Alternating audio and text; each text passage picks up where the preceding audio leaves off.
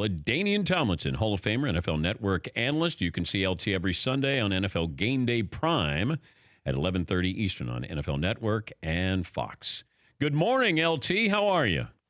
I'm great, Dan. How are you? I'm doing okay, and I'm curious. I wanted to have you on because running backs, we've seen now back-to-back weeks where there's been a play where a running back is using his helmet, lowering his helmet.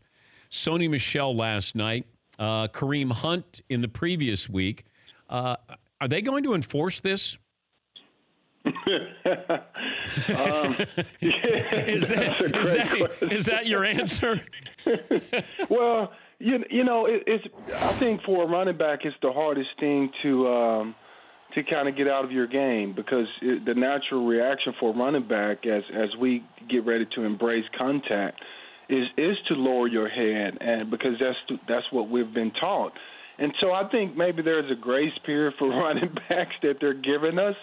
But yeah, I think eventually they will start calling those calls. But right now, I think it's so difficult to take a play, you know, like Sony Michel's or Kareem Hunt. It's hard to take that play away and throwing a flag. Yeah, but you saw these guys that, you know, this guy who Sony Michel hit got knocked out of the game. And at some point, they got to give the defense a carrot here, a biscuit, LT. Well, they've been giving them biscuits. You know, for me, I think I know you probably talking about the hits on the quarterback and all that, those kinds of things. But man, you know, for the most part, defenders can do whatever they want to running backs. You know, they can, you know, pull their helmets, and a lot of times you don't even get the call. And there's so many things that defenders do to running backs. I feel like, you know, and this is obviously my personal opinion of being a former running back, that, you know, no one calls the calls against the running back, you know. But that wasn't bad. I mean, Dan, did you think? I mean, I thought that was just in the act of a play. Yeah. Sony, you know, they collided, and the guy was kind of coming from the side, so it wasn't like they were going straight up, head up. You know what I mean? And so the angle that the defender was coming at, I can see why they didn't make that call. As far as the running back position goes, what is the traditional running back position now? What do you have to be at? What are you asked to do as opposed to when you first came up? Well, you know, I think it depends now because you know, they got they got running backs by committee, right? And so it's become such a specialized game, Dan, where, you know, you have a running back for a specific reason. You know, you may have a guy that can come out the backfield and catch balls a la James White, what we saw last night. And then you got the Sony Michel guy that can carry it first and second down, that you can give him 18, 19 carries and kind of be that thumper that you need throughout the game. But it's become such a specialized game. You know, when I played, which wasn't that long ago, think of all the guys that we had at that time that got the ball 20 times a game. And we were full-time backs. We did everything. Well, remember when gaining 100 yards was a big deal? Or now it's a big deal. Like now if somebody gets 100 yards, you go, oh, my God. Back when you played, like 100 was given. 150, you had a great afternoon. Now, if somebody gets 100 yards, we go, oh, my God, you see? You know, Nick Chubb got 100 yards. Right, because the guys don't get that opportunity as much anymore. You know, it's all about the passing. And you know, the funny thing, things have switched. So it's like if a guy throws for 300 yards, oh, that's no big deal. I know, even 400 yards. Yeah, exactly. I know. It's just it's switched now because of the rules and all the throwing that we have in the National Football League now. And I've said this before.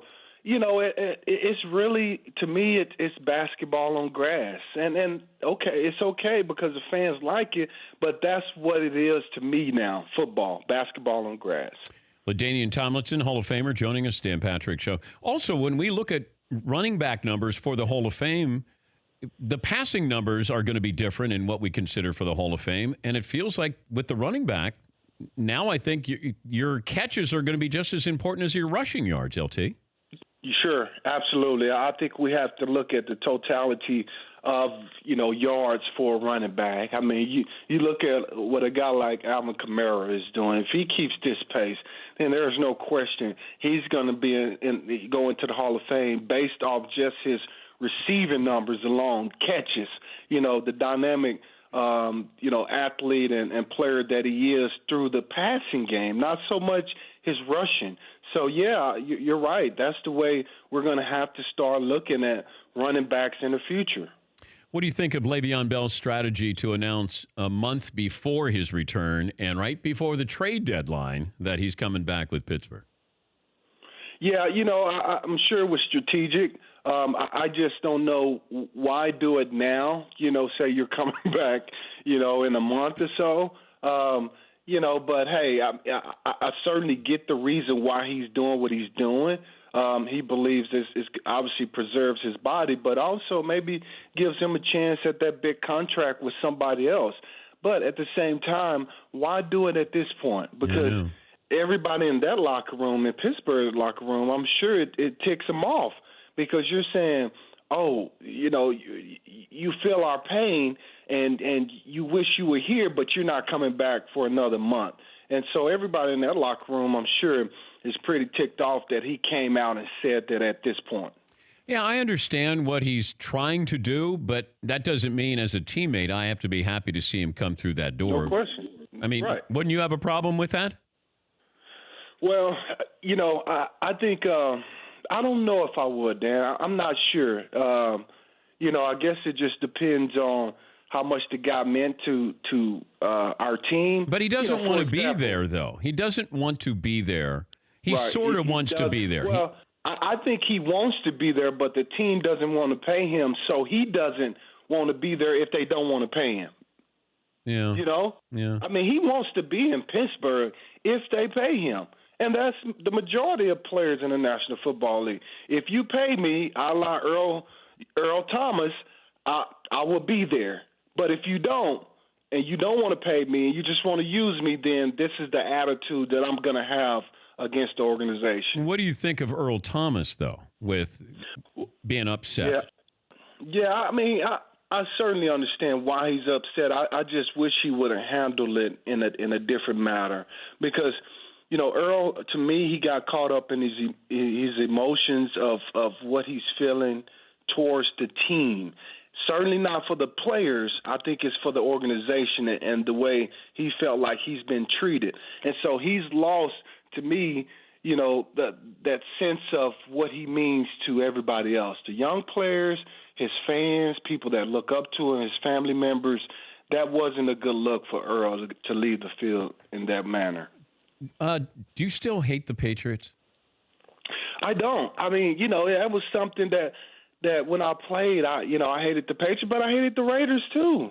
And so so that was just kind of something that when I played, I was just kind of built that way because I had so many problems with the Patriots and the Raiders for that matter. But no, I mean, I've had the opportunity to really respect what they have done over the years. And it's really tremendous to be able to have that long of a run, that many championships, to do it consistently. That's what any player wants. And you got to admire what those guys have done. Who goes farther this year, the Rams or the Chargers? I think the Chargers do, and I'll tell you why. I think the Chargers they're going to get going, obviously, like they always do as the season progresses. But I think their road is much easier. Now, if Kansas City wins that division, which it looks like they're going to end up doing that, I think the Chargers, their road to run deep in the playoffs will be much easier because, to me, the AFC is easier. The NFC is tough, man. You got 6-7 teams that you can say that possibly has a chance of going to the Super Bowl.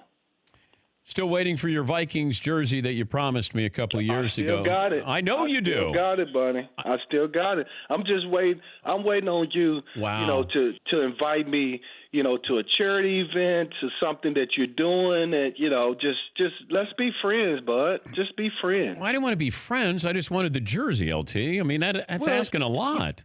You can't get the jersey without being friends. How about acquaintances? Okay, I guess that'll work. Okay, here's the deal. At the Super Bowl in Atlanta, we're going to have you on set, and, we can make it a big production. We can have a band there. It can be like a spotlight, whatever. That sounds great, but I'll tell you what, like we always do, you have your people talk to my people. Great to catch up with you, LT. Thanks for joining us. Always a pleasure, Dan. Thank you. Bud. That's LaDainian Tomlinson. I think the first time we had him on, he was still in college. Yes, right before the Heisman. Yeah. And I just loved his attitude. And then, man, you look at those numbers. Whew. He put up some numbers there. And that's why he's a Hall of Famer. For more Dan Patrick Show, tune to Audience Channel 239 on DirecTV or download the Dan Patrick Show app.